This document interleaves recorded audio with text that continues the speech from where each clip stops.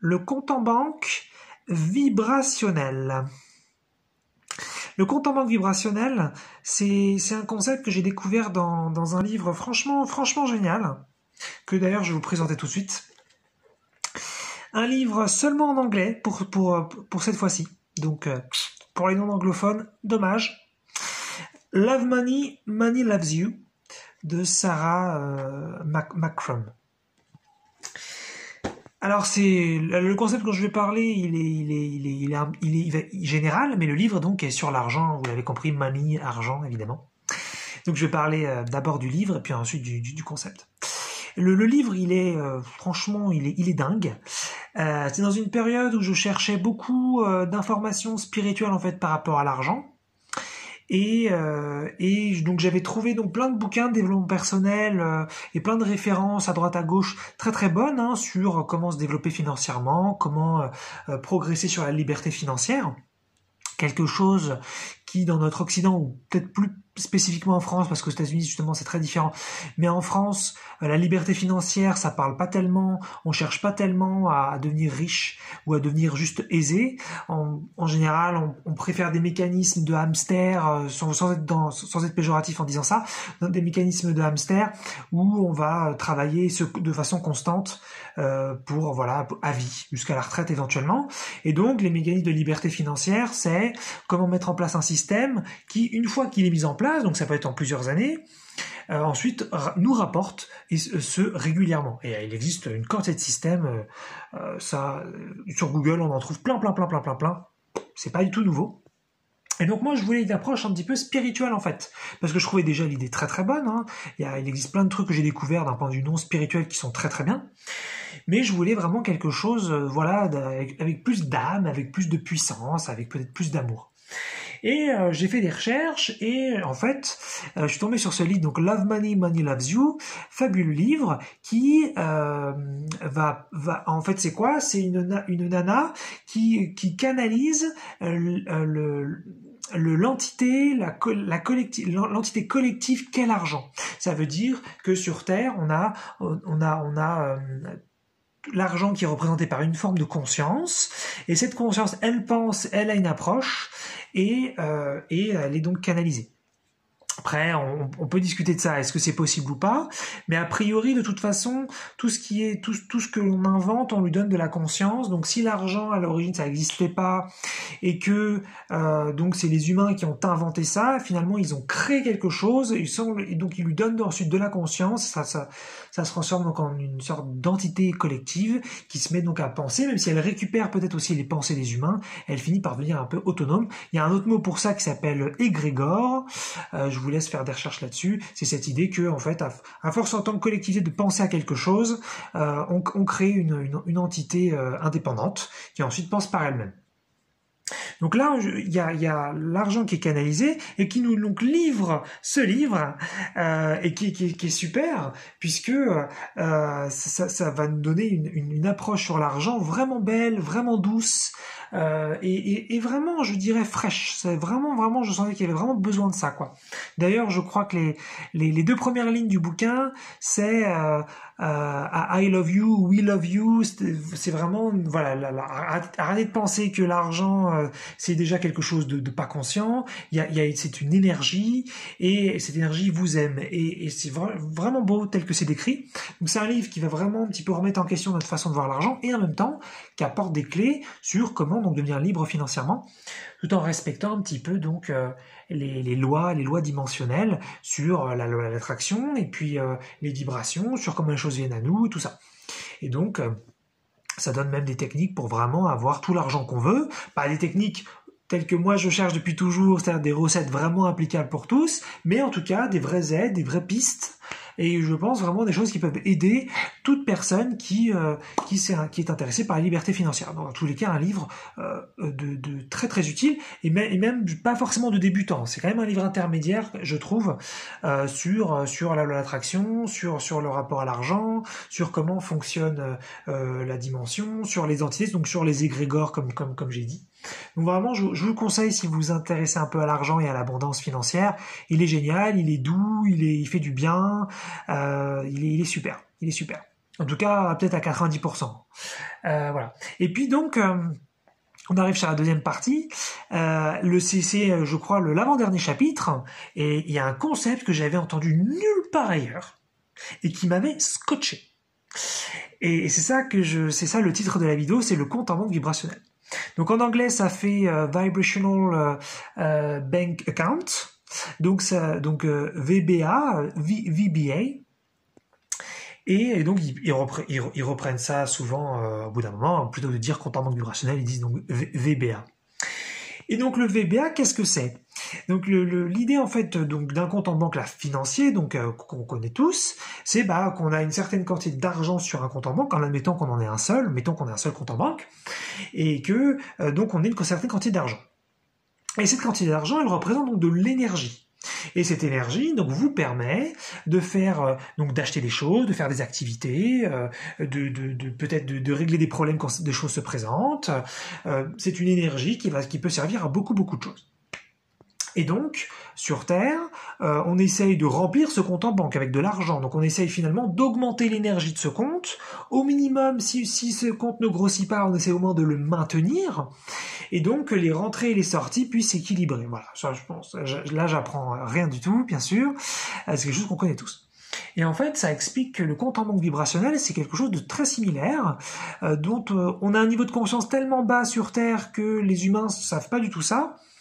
Et d'ailleurs, c'est une approche qui est pas tellement applicable, mais qui est en tout cas passionnante d'un point de vue conceptuel et de comment approcher différemment notre quotidien.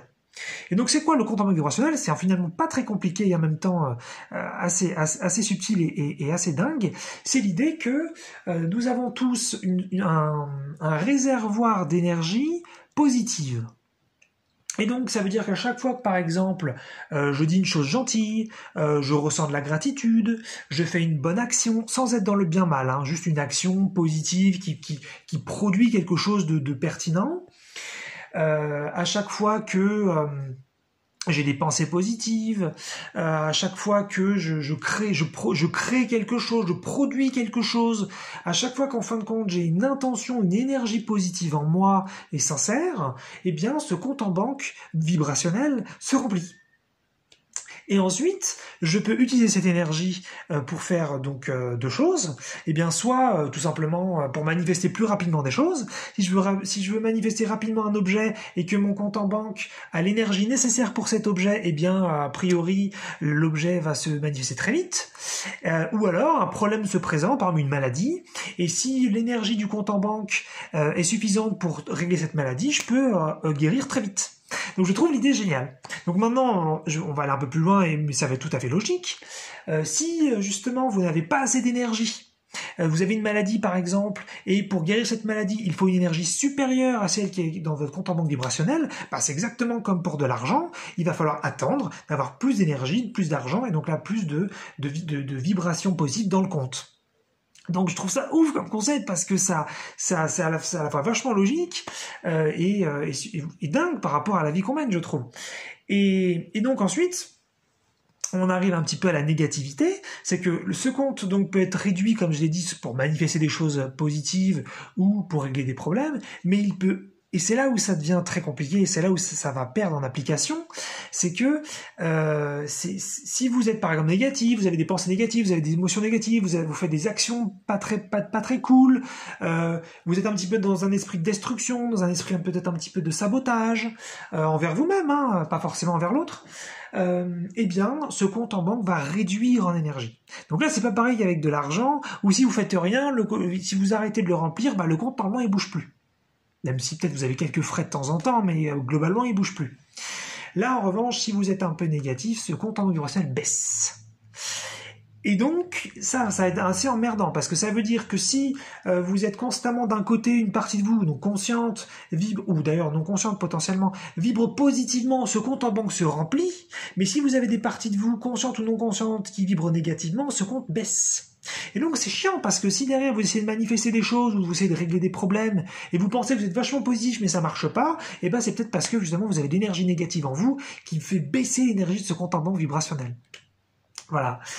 Donc je trouve ça fou comme idée. Vraiment, c'est super bien expliqué. C'est passionnant. Vraiment, je vous conseille le livre si vous lisez anglais. C'est top. C'est vraiment top. Et ensuite, donc, arrive le cas catastrophe. C'est, eh bien, qu'est-ce qui se passe si vous vibrez plus d'énergie négative que d'énergie positive? Eh bien, le compte, donc, va baisser, et ensuite, il passe en négatif. Et donc, quand vous êtes en négatif, bah là, vous commencez vraiment à manifester de la merde constamment, il se passe plein de trucs qui vont pas. Et ensuite, si vraiment vous n'arrivez pas à renverser le processus, eh ben, c'est la mort. Voilà, c'est ce qui est expliqué. Donc, c'est-à-dire que vous avez trop d'énergie négative en vous, et c'est pas possible pour vivre, il faut de l'énergie positive. Et donc, au bout d'un moment, c'est la mort, et c'est une maladie définitive, ou c'est un accident, ou autre. Voilà, donc on est sur quelque chose qui finalement nous explique un peu comment les choses se manifestent, comment ça fonctionne. Et donc c'est là où ils sont un petit peu cohérents et en même temps on n'est pas dans une application véritable. C'est que la question qu'on peut se poser si c'est vrai, c'est comment on fait pour finalement gérer ce compte. Et justement la chose positive ou faisable. Et là, on est tous à la même enseigne. C'est que ce compte, on peut le remplir, on peut être plus positif, on peut faire plus d'actions positives, on peut plus rendre service, on peut être plus gentil, on peut être plus dans la gratitude. Donc, ça va remplir ce compte. Mais si vous n'êtes pas tellement conscient de toute façon des énergies négatives que vous avez, ça va être un peu compliqué de toute façon de savoir qu'est-ce que vous vibrez d'un point de vue global en addition finale. Est-ce que vous vibrez plus de positif ou pas? Et puis un autre point qui d'ailleurs ils disent dans le bouquin, là-dessus ils sont pas du tout hypocrites, c'est que la différence avec un compte en banque financier, c'est que vous y avez accès. Si vous avez oublié combien vous avez d'argent sur votre compte, vous vous connectez sur votre smartphone, un ordi ou vous allez directement à la banque, et puis vous allez savoir le montant que vous avez. Et donc vous pouvez donc ensuite évaluer. Ah d'accord, j'ai tel montant, je peux donc faire ça, je peux pas faire ça, pour faire ça, il va falloir que j'attende d'avoir un peu plus. Ok, d'accord. Vous avez une idée de ce qui se passe. Là, le souci, c'est qu'on n'a pas accès, nous, avec la conscience des humains d'aujourd'hui, on n'a pas accès à ce compte en banque vibrationnel. Donc, on ne sait pas. On ne sait même pas si on est en découvert. On ne sait pas si on est en abondance dingue dans le compte et qu'on peut donc manifester plein de choses. On ne sait pas finalement à quel niveau on est. Et donc, ce qu'ils disent, et là, ils sont au moins cohérents jusqu'au bout en prenant en compte la conscience des humains, ce qu'ils disent, c'est, quand vous avez un compte en banque et que finalement vous n'y avez pas accès, qu'est-ce que vous pouvez faire? Vous faites en sorte de le remplir le plus possible et de le débiter le moins possible. Bon, c'est pas le conseil de ouf, mais au moins c'est logique. Au moins ça tient la route. Donc voilà, je voulais partager ce concept que je trouve fabuleux, en même temps qui peut-être remet en question aussi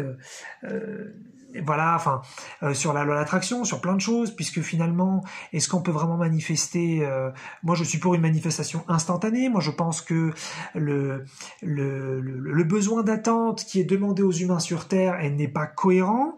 Notre fonctionnement interne, c'est d'avoir les choses tout de suite, ou alors très rapidement, ou alors dans un délai pertinent qui correspond à notre état émotionnel.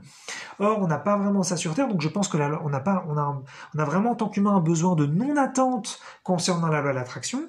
Mais là, au moins avec ce concept, on se rapproche un petit peu plus de la technique, de comment ça fonctionne, comment ces lois dimensionnelles fonctionnent, et comment l'énergie que l'on vibre, qu'elle soit positive ou non positive, finalement va permettre les manifestations de ce qu'on veut, ou donc les solutions aux problèmes qu'on a.